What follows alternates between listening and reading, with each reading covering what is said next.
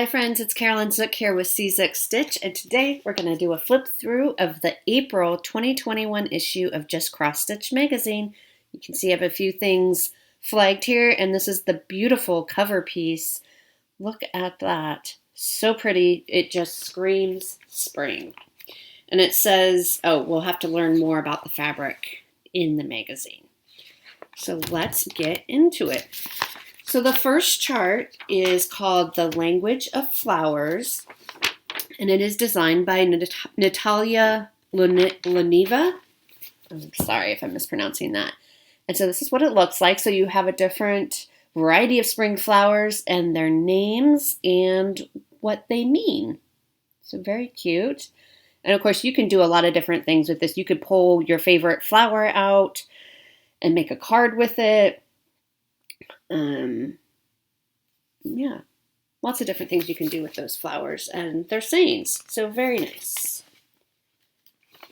So that whole piece, if you were to do the whole piece, is 255 stitches high and 174 stitches wide. So that'll keep you busy for a little while, I think. They are doing a Christmas ornament design contest. So if you want to have a design of yours featured in the Christmas ornament issue of Just Cross Stitch, they give you information on how to enter, and then the contest is open until May 1st. Okay, this next one is designed by Liz Almond of Blackwork Journey, and it's called Spring Celebration. So there are two pieces. Yeah, there's two pieces. So this is the smaller piece in the frame, and then the bigger piece of it, it's like a tabletop. What do they call it? Table topper. That's what they call it.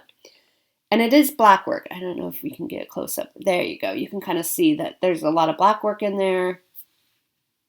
So if you want to practice or try black work, that would be a great design. The next one is called Midnight Irises, and it's designed by LaDonna Gosnell of LMG Creative Media. And this is what it looks like. Very pretty. I mean, what's a more spring flower? Irises, tulips.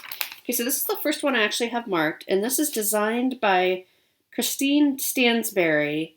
The original design was by Christine Stansberry, and it was adapted for cross stitch by Kay Jute for Treenway Silks. So you use Treenway Silks, and it's called Contentment. And I think this is so beautiful, not just because a cat is on it, but also because a cat is on it. But this is really where you are using the Treenway Silks. And of course, you don't have to. They don't give you a conversion, but you could just make up your own conversion if you wanted to. But you are actually creating, so some of this is more embroidery, right? You're actually creating these flowers.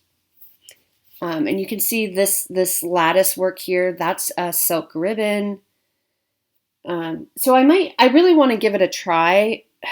I know that you can buy little flowers like this, in like the wedding section at Michael's or Joann's or what have you. So I might do that instead of trying to do it. I don't know. But I think it's really pretty, and I think it's a really special piece. And so it would be, no, you don't need the silks, but also it would be a really special, like I'm thinking, because I love cats and I have cats. So for me, it would be a really special piece to do in the called for. And they give you the list of it. And they do give you some techniques for ribbon embroidery and how to do it. So that might be fun to give it a try. Okay, and here's the cover one. This is called Signs of Spring. It's by Lee Fisher of Stitchy Fish Designs. Oh, it's just so pretty. Now, the background is not stitched. All of this, that's the fabric. And the fabric is called Spring Sunrise, and it's printed 28 count, and it's by Sunflower Fabric from Rogue Stitching. So that's where you can look up Rogue Stitching. And again, it's called Spring Sunrise. Very, very cute. This piece is 140 high by 112 wide. Oh, and I forgot to tell you, Contentment. This one is 71 high by 70 wide.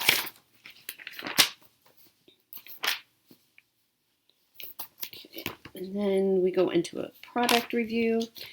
Okay, so this is one of their mystery stitch-alongs with Sullivan threads called Where Flowers Bloom. And you practice your specialty stitches in those bands. And this is designed by Christy Schmitz.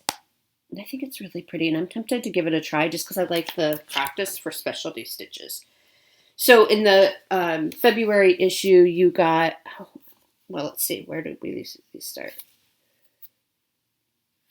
So you got the first few bands here, and then this issue starts this band. I don't know what stitch that is. Eyelet. You're starting with the turquoise eyelet stitch there. Oops, no. Goodness gracious, you're starting there, which is a Smyrna cross. And then you go down there and then there. Okay, so that's what you were working on in this issue. The previous issue had the top part. Whew. Hang with me, y'all. All right, the next one is called Floral Fancies Easter Set. And I think this is really cute. What I have marked are these, so you can see I have it flagged, are these little Easter ornaments. I think they're really cute. And I love the colors of that one. This is a candy bag. So you can stitch it up or just stitch a motif on it if you want and put goodies inside. And then this is a band that goes around a box or a crate or a basket of some sort if you want to make your own stitchy basket. And this is by Shannon Grierson of Bobbin and Fred. Bobbin and Fred, get it? That's cute. I've not heard of them before. So this is very, and then they give you an alternative to, so the basket band, you can see there's this design, or they give you an alternative, which I just have the chart of, but it's basically these little chicks and this chick. It's very, very cute. So if you wanted a more cutesy look. Yeah, it's very cute. Okay, the next one that I have marked, this is called Stained Glass Window. It's by Rhonda Norrie of Tangled Threads and Things. And I have this marked because I would stitch it for a friend of mine. But it's not pretty. I think it's so pretty. So that's called Stained Glass Window. That one is 106 high by 80 wide. This magazine is also, I think I mentioned it before, how my magazines tend to come apart, which is fine, it doesn't bother me, but I just do. This next one's called Easter Parade. It's designed by Nia Rind of Nia Cross Stitch. It's a very cute little Easter piece. Look at them. I think they're so cute. So cute. This is, this is 108 high by 76 wide. And the next one that I have flagged is by Elizabeth Spurlock of Saving Grace's Fine Needleworks. This is Vintage Easter Bunny. He reminds me a bit of Peter Rabbit, which is, I think, why I have him tagged. This one is 69 high by 42 wide. So it'd be a pretty small piece. And there are half stitches in that one.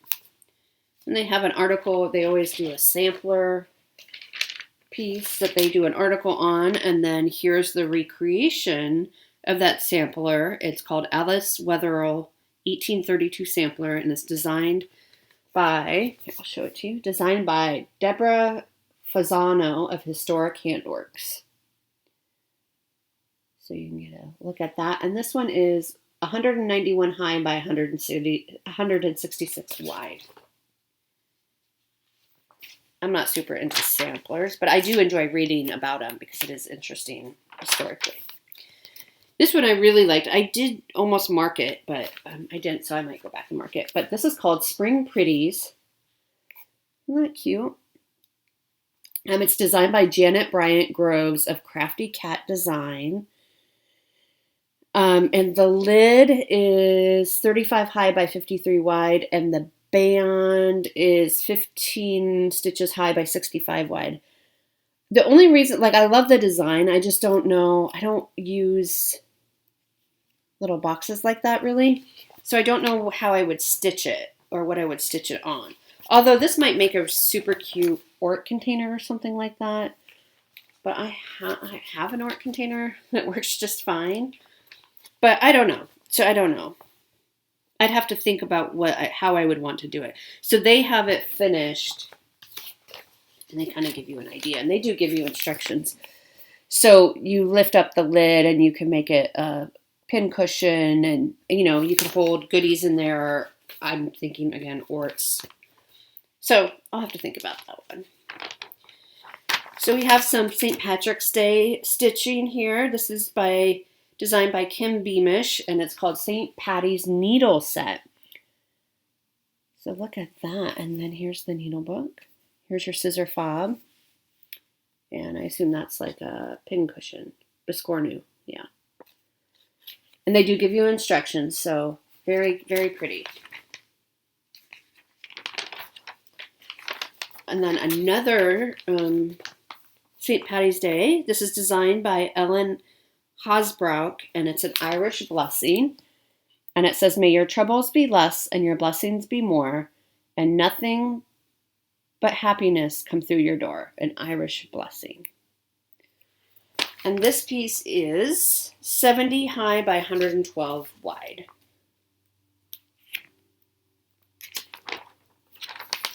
And this next one, I really like this one because it's so versatile. This is called New Baby Sampler, and it's designed by Virginie Likens of Roland Designs for DMC. So you can change the colors up. They're just blocks of color, and with the white that you see is the negative space. So you could stitch over it in white if you wanted to, or you don't have to. But this is so versatile because you can stitch any color that you want to match if you know the color scheme of the baby's bedroom, or you just want to do a more neutral. And so you can see the words daughter of, you could really put any writing in here that you want. So I think that's a really sweet piece. And they give you a whole alphabet. They give you 3 alphabets with different fonts to choose from for that. And that one is 157 high and 115 wide. Now, it is a lot of stitching because, you're stitching all that, blocks of stitching, but I think it'd be very pretty. Okay. And then the next one is called Honey Bunny. I think this is super sweet. This is also by Natalia Luneva, and it's 28 stitches high by 66 wide, and it's another like basket band. And it's called Honey Bunny. And I just love the, so the stitch count that I gave you is just for like basically 1 repeat, which is essentially this. Well, I think it goes this way. So it's essentially from like 1 daisy on this side through to daisies on this side, and then they repeat it. But I think it's really cute. As you know, daisies are my favorite flower, so I am drawn to that one. All right, and then I think, and then the last one, they are doing another Christmas series, My Quaker Christmas Sampler, so you get part 2.